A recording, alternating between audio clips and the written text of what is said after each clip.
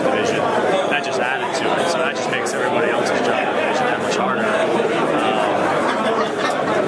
So it really wasn't, other than just, wow, I didn't see that one coming. They're still a team to beat, and they've earned that. And, it didn't really, not too much, didn't really resonate with me. You don't flip the newspaper. Yeah. So, Paul, can you make a case for you guys winning the division somehow? I mean, can you sit down with somebody and say, look, we do have a chance. We aren't out of this thing completely. Well, I mean, to me, I think that the answer to that is that's the mistake. As we sit here and talk about winning the division, and that's like an end result, and that's such a mistake to make right now. Even if you're the team they say are the favorites, which I know we're not, but I just think for us the main thing is like we're kind of at square one again here. After all that's happened, we have the new staff, a lot of young players, and I think for us, this is my personal opinion, is that I never concede. Like when I walk up to the plate, I don't think I ever concede that I'm going to make it out or I'm not going to get a hit.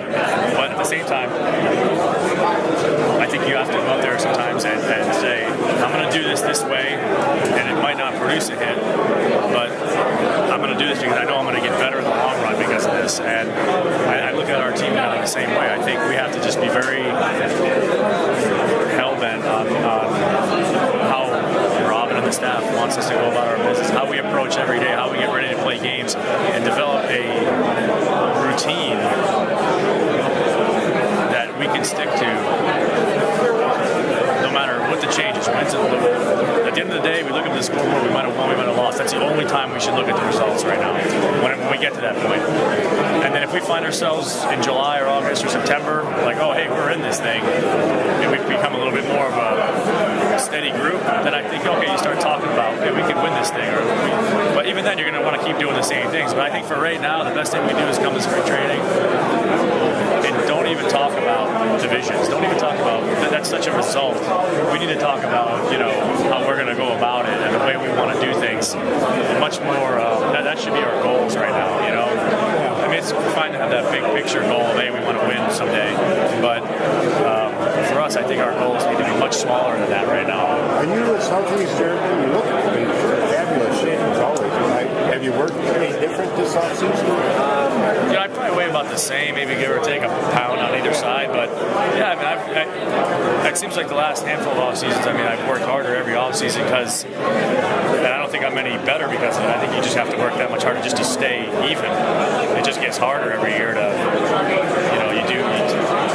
your body just leaves you a little bit more every year, and then, so you have to work harder. It's not really fun, but you somehow have to find a way to appreciate that.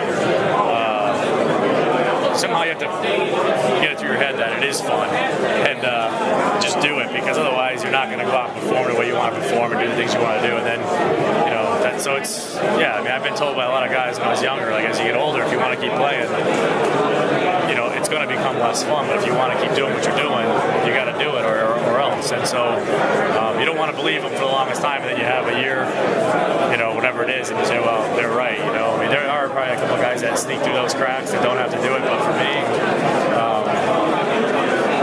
I think you get to that point where you start saying, I don't have to do this, I get to do it. And so you try to appreciate it from that standpoint that, hey, you know what, there's a lot of guys I'm friends with that wish they were still playing, that wish they could still be doing this, so don't take it for granted. I get to do this, so work hard, and, probably only have a couple more years left anyway, so give it all you got, and don't leave anything in the tank, You aren't doing, like, different, ballet or something that, No. So you could take Prince Fielder in a foot race, you think? Listen, when it comes to foot races, I would never for 1 second say I could take. The only guy I think I've ever seen was Benjamin Lina, but he had like some sort of hamstring injury. But he's the only guy I've ever seen where I'd say, okay, I could beat that guy in a race. But other than that, there's nobody I say that about. Well, the nice thing is you don't lose speed over the course of your career. Yeah, well, I guarantee this, whatever my average is, wherever I hit, any of that stuff, that's what I hit. Like, I didn't beat out any balls that were choppers to the swinging bunts or anything. So we shouldn't be looking for you to take Juan Pierre's place in the lineup for speed. I've never, since the day I've picked up a bat when I was 5 years old, I've been slow. So no change for me.